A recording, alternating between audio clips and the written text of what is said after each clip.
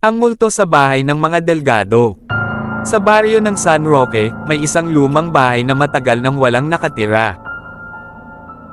Tinatawag iyon ng mga taga roon na bahay ng mga Delgado, isang malaking bahay na yari sa kahoy, may bintanang bilog sa itaas, at may balkonahe na laging tinatabla ng alikabok. Ang sabi ng matatanda, minsan daw, sa kalagitnaan ng gabi, may maririnig kang piano na tumutugtog mula sa loob. Pero nang sisilipin mo, sarado naman ang lahat ng bintana. Si Lara, isang estudyanteng galing Maynila, ay napilitang tumira muna sa baryo dahil sa thesis niya tungkol sa mga lumang bahay sa probinsya. Pinayuhan siya ng kapitan na huwag nang lapitan ang bahay ng mga Delgado. Walang pumapasok dyan ng gabi, babala ng matanda. Kasi minsan, hindi na rin sila lumalabas. Ngunit matigas ang ulo ni Lara. Kinabukasan, dala ang camera at recorder, tinungo niya ang bahay. Paglapit pa lang niya sa gate, may kakaibang lamig na agad siyang naramdaman, parang may humihinga sa likod niya, pero paglingon niya, hangin lang iyon. Sa may pinto, nakasulat sa lumang letra ang salitang, muling magkita, parang sulat ng bata, ngunit may bakas ng dugo. Pumasok siya. Amoy alikabok at lumang kahoy. Ang mga kurtina ay kupas na puti, at sa dingding ay nakasabit pa ang larawan ng isang pamilyang nakangiti, isang lalaking nakabarong, babaeng nakabestida, at batang babae na nakahawak ng manika. Sa gitna ng sala, may lumang piano. Tinapik niya ang isang tog. Mababa, sira, parang may kalawang. Habang nag-aayos ng kamera, biglang tumunog muli ang piano, ngunit wala siyang tinutugtog. Fling! Fling! Fling! Dahan-dahan siyang lumingon. Walang tao. Pero gumagalaw ang mga tots, isa-isa, mabagal, tila may tumutugtog ng awit sa burol. Mabilis siyang lumapit sa recorder. Kung may presensya po dito, maaari po ba kayong magpakita? Sabi niya, nanginginig ang boses. Walang tugon. Pero nang pinakinggan niya ang playback, may mahinang boses na sumagot. Umalis ka. Napaatras siya. Tumakbo palabas, pero hindi niya mahanap ang pinto. Lahat ng direksyon, parang paulit-ulit lang. Hanggang sa marinig niya ang kaluskos mula sa itaas. Dahan-dahan siyang umakyat sa hagdan. Sa bawat hakbang, may naririnig siyang paghinga. Sa ikatlong baitang, may mga yapak ng bata.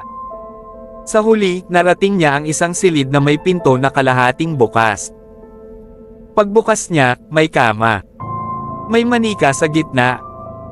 At sa tabi ng kama, may batang babae na nakaupo, nakatalikod, mahabang buhok, duguan ang bestida.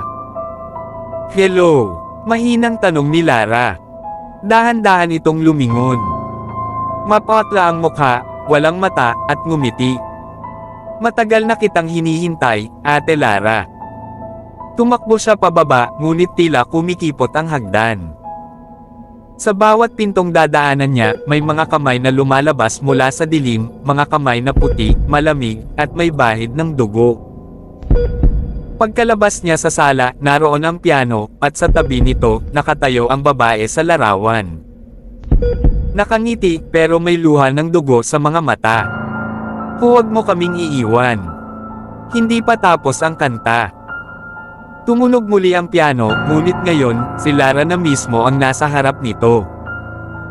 Parang may puwersang humawak sa kamay niya at pinilit siyang tumugtog. Habang pinipindot niya ang mga tots, isa-isang bumukas ang mga larawan sa dingding. Ang mga mukha ng pamilya, ngunit ngayon, lahat sila ay nakangiti ng nakakatakot, at nakatingin direkta sa kanya. Kinabukasan, natagpuan ng mga taga-baryo ang pinto ng bahay ng Delgado na bukas. Wala si Lara. Ngunit sa loob, sa ibabaw ng piano, may bagong larawan, isang babaeng nakaupo, may kamera sa tabi, at nakangiti sa gitna ng pamilya Delgado. At mula noon, tuwing gabi, maririnig na muli ang tugtog ng piano. Ngunit may dagdag na tunog, isang babaeng boses na umaawit ng malungkot na himig. Muling magkita. 3 buwan na ang nakalipas mula nang mawala si Lara.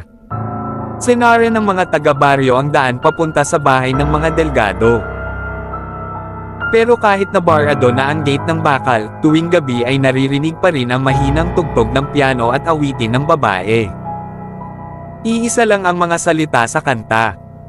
Muling magkita. Muling magkita. Isang araw, dumating sa baryo ang pinsan ni Lara, si Rico, isang photojournalist na sanay sa mga kakaibang istorya. Hindi siya naniniwala sa mga multo. Ang sabi niya, lahat ng misteryo, may paliwanag. Pero iba ang bahay na iyon. Doon nagsimulang magbago ang pananaw niya. Pagsapit ng dapit hapon, tumungo si Rico sa lumang bahay. Bitbit niya ang lumang kamera ni Lara na nakuha ng pulis sa lugar. Paglapit pa lang niya sa gate, may narinig siyang click mula sa kamera, kusa itong kumukuha ng litrato. Sa screen, lumitaw ang imahe ng isang batang babae sa balkonahe, kahit wala naman doon. Napaatras si Rico. Ngunit imbes na matakot, mas lalo siyang na-curious. Binuksan niya ang gate. Sa loob, ganun pa rin ang amoy, lumang kahoy, alikabok, at kaunting usok ng kandila. Pagpasok niya sa sala, nakita niyang gumagalaw ang kurtina kahit walang hangin. At sa gitna ng sala, ang pianong tumutugtog mag-isa. Fling!